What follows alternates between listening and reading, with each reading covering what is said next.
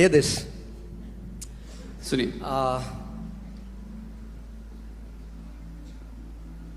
I especially want to talk to those people who want to get a breakthrough in their finances. मैं खास कर लोगों से बात कर रहा हूँ जो अपने रुपए पैसे में एक छुटकारा, एक आजादी चाहते हैं. Amen. Let me tell you a spiritual principle so that you understand and you don't waste your time praying and fasting for a financial breakthrough. मैं एक आत्मिक सिद्धांत सिखा रहा हूँ ताकि आप उपवास प्रार्थना में समय बर्बाद ना करें कि आर्थिक क्षेत्र में आपको छुटकारा मिले. Hear me very carefully. मुझे ध्यान से सुनना. Financial prosperity does not respond to fasting and praying. आर्थिक समृद्धि उपवास प्रार्थना को जवाब नहीं देती. And many Christians have been praying and fasting for a financial turnaround in their life. और बहुत से मसीह लोग एक आत्मिक छुटकारे के लिए प्रार्थना उपवास कर रहे हैं Because they don't understand the revelation of the scripture. क्योंकि वो वचन के प्रकाशन को नहीं समझते. Amen. Many people are. It's your Father's will to prosper you.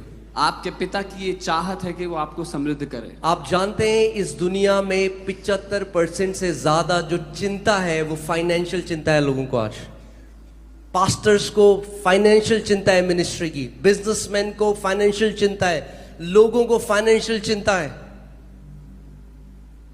Amen. And God wants to deliver you from that. Amen. मैं आपको एक छुटकारा देना चाहता है. Put Deuteronomy 16 verses 16 and 17. व्यवस्था विवरण 16 उसका 16-17. I want to teach you this principle. और मैं परमेश्वर के सामने एक शुद्ध विवेक के साथ मैं आपको आज एक बात बता रहा हूँ जो आपको सिखा रहा हूँ. मेरा उद्देश्य केवल ये है कि जो जिस ब्लेसिंग को मैं चख रहा हूँ, अगर मैं चरवाहा हूँ आपका, तो मैं चाहता हूँ आप भी उसको चखो. ओके? Amen. आप कोई इस कलीसिया का जो हिस्सा है, आप कर्जों के अंदर नहीं होगे. आप जातियों को कर्जा देने वाले होगे. Amen. देखो यहाँ पे बाइबल में परमेश्वर ने मूसा को क्या कहा. ये किसी प्रचारक ने नहीं कहा, ये परमेश्वर ने मूसा को कहा. क्या आप मानते हो ये परमेश्वर का वचन है? पड़ोस में क्या लिखा है? वर्ष में 3 बार अर्थात अखमेरी रोटी के पर्व और अवतारों के पर्व, अटवारों के पर्व और झोपड़ियों के पर्व, इन तीनों पर्व में तुम्हारे सब पुरुष अपने परमेश्वर यहोवा के सामने उस स्थान में जो वह चुन लेगा जाएं. और देखो छूछे हाथ यहोवा के सामने, मतलब don't go empty hand. The prince God told Moses, tell my people to not come in my presence empty handed. परमेश्वर ने मूसा से कहा मेरे लोगों को कह दे मेरी उपस्थिति में खाली हाथ ना आए. ओके, ध्यान से सुनो इस बात को. Your prosperity is in your hand. आपकी समृद्धि आपके हाथों में है. Let me say that again, मैं दोबारा so that you understand it. Your prosperity is in your hand. आपकी समृद्धि आपके क्यों हाथों में. परमेश्वर मूसा से कह रहा है कि लोगों को बोल मेरे पास खाली हाथ ना है? क्या परमेश्वर को क्या हमारे हाथों से क्या उसको बिल भरना है क्या स्वर्ग में? Why is he telling people? Whenever God gives us a command, it is for our benefit, not for his benefit. जब कभी परमेश्वर एक आज्ञा देता है तो वो हमारे भले, हमारे फायदे के लिए होती है, उसके भले के नहीं. Amen. कितने लोग जानते हैं प्रार्थना करना आत्मिक है? हाँ, जो प्रार्थना बहुत करता है हम उसको क्या बोलते हैं? बहुत आत्मिक है. मगर हम आज तक एक चीज नहीं समझे. आप जानते हैं जैसे परमेश्वर प्रार्थना करने को आत्मिक देखता है, परमेश्वर राज्य में बोने को भी उतना ही आत्मिक देखता है.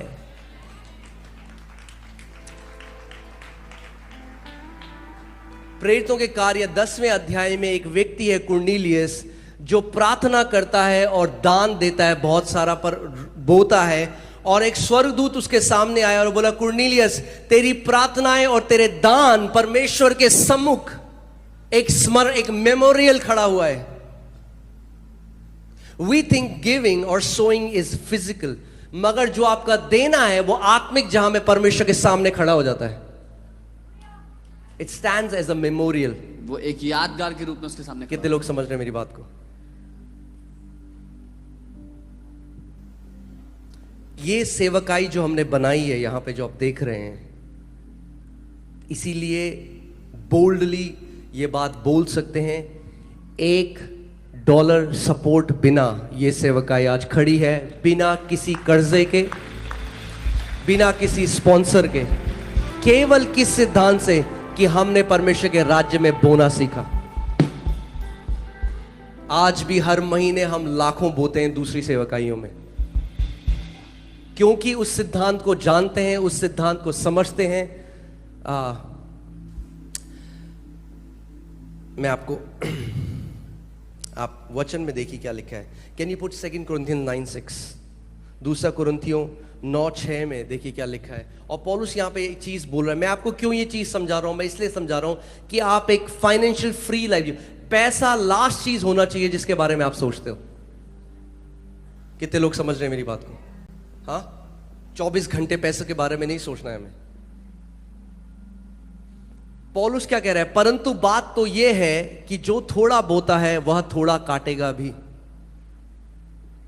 और जो बहुत बोता है वो बहुत काटेगा। यानी आपकी फसल की जो कटनी है वो परमेश्वर निर्धारित नहीं करता, आप निर्धारित करते हो, जैसे बीज आप उसके राज्य में बोते हो। पांचवा लगाना, पहले ध्यान सुनना, 5वीं आयत में जाइए। नहीं, इससे पहले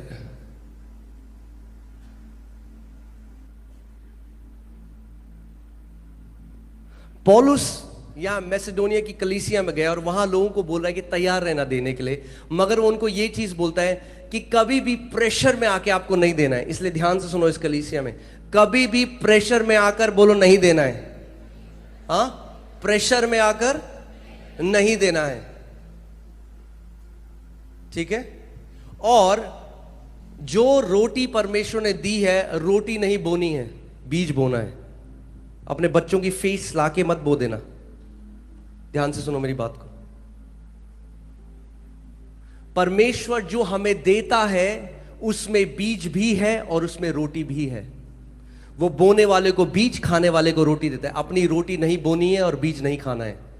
बोलो, रोटी नहीं बोनी है और बीज नहीं खाना है। रोटी खानी है और बीज बोना है। कई लोग क्या करते हैं, वो हर्ट हो जाते हैं क्योंकि मैसेज सुना और जो सब कुछ है हर बार अकाउंट में डाल दिया, और फिर उसके बाद कुछ नहीं है, फिर कहते क्या करा प्रभु ने। अरे प्रभु नहीं कह रहा आपको कि अपनी रोटी भी बो दो। इस कलीसिया में मैं आपको बोल रहा हूं, रोटी मत बो, बीज बो। केवल रोटी आपके लिए, आपके परिवार के लिए। अपने बच्चों की फीस निकाल के मत डालो यहां ऑफरिंग बैग में। आमीन। हाँ, एक गैर जिम्मेदार आप हस्बैंड और एक फादर नहीं हो सकते। Don't so your kids fees. अपने बच्चों की फीस लेके मत बो देना। मगर जो भी परमेश्वर आपको देता है, जो भी, मैं आपको आज तरीका बता रहा हूं बढ़ोतरी का, कि आप इस बात को समझ जाओ, आप एक फाइनेंशियल इंडिपेंडेंट लाइफ जी सको। आपको लग रहा है यीशु मसीह सोचता था हर समय कैसा कैसा आ रहा है, कैसे कैसे होगा सब कुछ? नहीं, money should be the last. आपकी चिंता का आखिरी होना चाहिए पैसा। सो जो भी परमेश्वर आपके हाथ में रखता है, आपकी सैलरी कुछ भी हो, चाहे 10,000 है, चाहे 20,000 है, चाहे 1 लाख है, फर्क नहीं पड़ता। जो भी आपकी सैलरी है उसमें बीज है और उसमें रोटी है। पहला जो 10वां हिस्सा है वो परमेश्वर का है। किसका है? परमेश्वर का। पहला 10वां हिस्सा परमेश्वर का है। तो जब हम वो परमेश्वर के राज्य में पहला 10वां हिस्सा बोते हैं तो आप उदारता नहीं दिखाते, आप उसको वो देते हैं जो उसका हिस्सा है। कई मसीह लोग तो वो भी नहीं करते। जितने मसीहों से मैं मिला हूं जो बहस करते हैं टाइट में, आप उनकी फाइनेंशियल स्टेट देख लेना, वो फाइनेंसेस में स्ट्रगल कर रहे होंगे, मगर बहस नहीं छोड़ेंगे अपनी।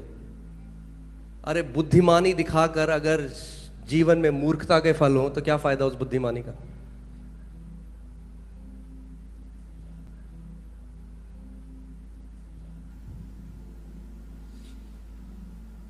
जिस नियम को करके मैं परख चुका हूं, चख चुका हूं अपने, जब मेरे पिता बचाए गए, सबसे पहले मैंने अपने पापा को सिखाया, अपने बच्चों को सिखाता हूं, हर किसी को सिखाऊंगा, सिखाता हूं कि अगर टाइदिंग जो दशवांश है वो परमेश्वर की बहुतायत में पहला कदम है उसमें रखना। किंडरगार्टन है टाइथिंग। क्या है? किंडरगार्टन। अब जो 90% आपके ऊपर है, आपको दिया है परमेश्वर, उसमें से आप बीज निकाल सकते हैं। ओके? मगर सबसे पहले वो भी छोड़ दीजिए। सबसे पहले अगर आप परमेश्वर के घर में बोए गए हैं, सबसे लीस्ट जो परमेश्वर एक्सपेक्ट करता है आपसे, वो आप फेथफुल टाइदर हो। क्या हो? एक विश्वास योग्य दशमांश को देने वाले। क्योंकि दो ही कारण है जिनकी वजह से एक नया जन्म पाया हुआ एक बेटा या बेटी टाइद नहीं देंगे या दशमांश नहीं बोएंगे। पहला है, वो परमेश्वर के वचन पर भरोसा नहीं करते। उसका वचन कहता है, आप जानते हैं बाइबल में बार बार लिखा है, परमेश्वर का वचन कहता है कि परमेश्वर को मत परखना। मगर जब दशमांश की बात आती है तो परमेश्वर ने कहा, ऐसा करके क्या कर, मुझे परख।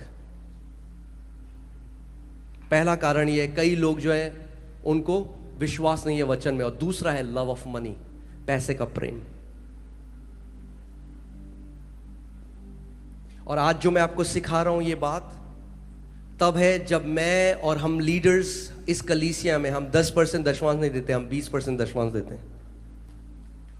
और उसके बाद तो जो बोते हैं वो एक अलग बात है। पर मैं आपको ये सिखा रहा हूं कि उसका जो हमने फल देखा है अपने जीवन में, और जो आज लोग कहते हैं अरे देखो ये अमीरों की कलीसिया है। अरे भैया, अमीरों की कलीसिया नहीं है। कहां थे तुम जब वो कारपेट खरीदी थी 15 लोगों ने मिलकर 3000 रुपए की? अमीरों की कलीसिया नहीं है। हां, विश्वास से परमेश्वर ने अमीर बनाया है अपने लोगों को, बिल्कुल अलग बात है। जब शुरू हुआ था तो कुछ भी नहीं था, कुछ भी नहीं था। मैंने आपको बताया ना, पुलपिट भी दीमक से खाया हुआ था। हाँ, सो दिखाने का था पुलपिट, टिकाने का नहीं था, ऐसे लुढ़क जाता था। मगर उस समय में परमेश्वर ने हमें सिद्धांत सिखाया, prosperity does not respond to fasting and prayer, prosperity responds to generosity. समृद्धि परमेश्वर के राज्य में उपवास और प्रार्थना से नहीं आती, उदारता से आती है। कैसे आती है? उदारता से। फिर से लगाइए 2 Corinthians 9:6, उसमें देखिए पौलुस क्या कह रहा है। वो कह रहा है, परंतु बात तो यह है कि जो थोड़ा बोता है वह थोड़ा काटेगा भी। अब मेरा क्वेश्चन, सवाल ये आपसे यह है, थोड़ा क्या है? 100 रुपए थोड़ा है या 10 रुपए थोड़ा है? नहीं, वो थोड़ा हर किसी के लिए अलग हो सकता है। आपके लिए जो थोड़ा है जब आप देते हो सकता है कि जो आप दे रहे हो वो दूसरे व्यक्ति के लिए थोड़ा हो, मगर एक बारी क्या हुआ, यहां पे कुछ लोगों ने, जब हम लोग कलीसिया बना रहे थे, उन्होंने दिया है हमें परमेश्वर के राज्य में, एक सैक्रिफिशियली सो किया है। तो मेरी टीम ने एक बार मुझे बोला, हमें थैंक यू बोलना चाहिए इनको। मैंने कहा नहीं, क्योंकि मुझे नहीं पता कि हो सकता है इस व्यक्ति ने 50 लाख का चेक दिया, मगर जिस व्यक्ति ने 10 रुपए दिए, मुझे क्या पता कि वो 10 रुपए केवल उसके पास पूरे 10 रुपए ही थे और उसने वो दे दिया। परमेश्वर की नजर में 50 लाख से बड़े वो 10 रुपए थे। क्योंकि अमाउंट नहीं है किंगडम में। समझिए, आपके लिए जो थोड़ा है, कई लोगों का एटीट्यूड कैसा होता है जब परमेश्वर के राज्य में देना है ऑफरिंग, तो देखते हैं सबसे थोड़ा क्या है मेरे पास। तो परमेश्वर कह रहा है, अगर तू ऐसे नापता है कि थोड़ा बोएगा अपने हिसाब से मेरे राज्य में, तो थोड़ा ही काटेगा भी। मगर अगर तू अपने हिसाब से ज्यादा बोएगा कि प्रभु मेरे लिए बहुत ज्यादा है मगर मैं तेरा आदर करना चाहता हूं, तो परमेश्वर कहता है मैं तेरा नाप लूंगा और अपना ज्यादा तेरे को दूंगा। Your harvest will never get confuse. परमेश्वर, तो आपका हार्वेस्ट कंफ्यूज होने वाला नहीं। जो थोड़ा बोएगा थोड़ा ही काटेगा, और जो ज्यादा बोएगा वो ज्यादा काटेगा। सो जब आप किसी की कटनी देख रहे हो, फसल देख रहे हो, फसल देखकर जेलस मत हो, ये देखो उसने कितने बीज बोए हैं उस फसल के लिए। आमीन। और मैं आपको बता रहा हूं, आपकी समृद्धि परमेश्वर के घर से कनेक्टेड है। जिस दिन आप इस बात को समझ गए, अगर आप एक ऐसी कलीसिया का हिस्सा हो जो बढ़ती जा रही है, आप अगर समझदार हो और आप उस कलीसिया में बोने वाले हो, आपकी बढ़ोतरी का कोई अंत नहीं होगा। पास्टर पॉल योंगी चो ने जो कलीसिया बनाई, जो दुनिया की सबसे बड़ी कलीसिया थी, वो स्लम एरिया में शुरू हुई थी, और आखिरी में उस कलीसिया में 50,000 से ज्यादा मल्टी मिलियनेयर्स थे।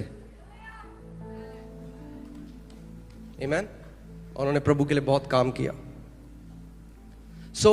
हमारा जो अब पैसे की कोई वैल्यू नहीं है इटर्नल। आप समझ रहे हैं? अर्थ में है, यहां लेके नहीं जाएंगे आप। मगर जो प्रभु ने हमें दिया है, जब हम उसके राज्य में बोते हैं तो वो इटर्नल वैल्यू हो जाती है। उसकी क्या हो जाती है? उसकी अनंत की कीमत हो जाती है। कितने लोग समझ रहे हैं मेरी बात को? उस औरत ने जो वो इत्र था जब यीशु के पाँव में, बाइबल कहती है उसके 1 साल की सैलरी थी, वो 1 साल की सैलरी, मगर जब उसने यीशु के पाँव में उसका आदर किया तो क्या होगा?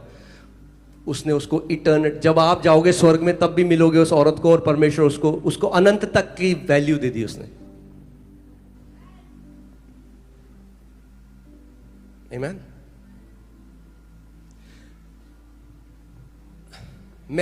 एक चीज मैं और मेरी वाइफ ने डिसाइड करी कि हमारे बच्चे, we will make sure that they become generous, कि वो उदार होंगे, क्योंकि अगर उदार होंगे उन्हें कभी कमी नहीं होगी किसी चीज की। आमीन। सो एवरी नाइट प्रेयर को, वी नेवर यूज्ड टू, मेरे को, पर आज जब मैं आई वाज जस्ट प्रिपेयरिंग, मुझे ऐसा लगा जब प्रभु ने कहा नहीं बोल मेरे लोगों को, क्योंकि अगर वो बोएंगे नहीं तो वो काटेंगे भी नहीं जो मैं चाहता हूं उनके जीवन में हो। Amen. So we have to learn this principle, क्योंकि ये परमेश्वर की तरफ से। और शैतान अटैक करता है इस मैसेज को, क्यों? क्योंकि वो जानता है, शैतान नफरत करता है कि मसीहों के पास मसीह ब्लेस्ड ना हो। क्यों? क्योंकि मसीह, जब दुनिया के, जब अनगॉडली लोग, जो करप्ट लोग हैं, जब वो ब्लेस होते हैं तो क्या बनाते हैं? वो बार बनाते हैं, पब बनाते हैं, ब्रोथल बनाते हैं, सारे गलत काम करते हैं। मगर जब मसीह लोग ब्लेस्ड होते हैं तो हॉस्पिटल्स बनाते हैं, वो ऑर्फनेजेस बनाते हैं, वो अच्छा काम करते हैं। सो पैसा राइचियस के हाथ में जब आता है तो वो वेपन हो जाता है एनिमी के किंगडम में। जब धर्मी जन के हाथ, जब धर्मी जन ब्लेस्ड होता है तो वो क्या होता है? एक हथियार हो जाता है शैतान के विरोध में। और शैतान नफरत करता है इससे, इसलिए he doesn't want you to prosper, but God wants you to prosper. Amen. Hallelujah, praise God. और मैं आपको बता रहा हूं, हम अपने जीवन में जो देख रहे हैं, और हर समय, हर साल हम लोग क्या करते हैं? प्रभु, हम लोग अपनी कैपेसिटी को बढ़ाते जाएंगे, हम लोग अपनी कैपेसिटी को बढ़ाते हैं, और हर साल हम उस हिसाब से कटनी भी कर रहे हैं। आमीन। अभी आपको बता रहा हूं, बहुत जल्दी हम पूरे लॉन तक ये बिल्डिंग ले जा रहे हैं, 10,000 लोग बैठ पाएंगे फिर एक साथ। आमीन। अभी ऑलमोस्ट 5,000-5,500 लोग यहाँ बैठते हैं, अब फिर ये पूरा बाहर तक जाएगा तो 10,000 लोग एक साथ बैठ पाएंगे। अब लॉन के बाद तो आगे जा नहीं सकते, तो फिर हम परमेश्वर में बड़ी जगह में ले जाएगा। आमीन। So I want to give you this opportunity to partner in this ministry. इस सेवकाई में भागीदार हो जाओ, क्योंकि मैंने आपको क्या बताया, कोई विदेश से पैसा नहीं आता इसमें। जिसको कभी अकाउंट देखना है तो दिखा दूंगा। इसीलिए ऐसे पार्टनर्स की जरूरत है जो विश्वास में खड़े हों, कि ताकि जो परमेश्वर करना चाहता है इस सेवकाई के द्वारा वो कर सके। आमीन। सो खड़े हो जाएं। It's time for an offering, will offer to the Lord. जो ध्यान से सुनिए, मैंने आपको क्या कहा था? अगर प्रेशर लगे तो मत बोना, अगर बच्चे की फीस है तो मत बोना, क्रेडिट कार्ड से मत बोना, वो मत बो जो तुम्हारा है ही नहीं। जो चेयरफुली, विश्वास से, एक चेयरफुली को क्या बोलेंगे? हर्ष से देने वाले को, हर्ष से, so it if you can so it cheerfully. आमीन।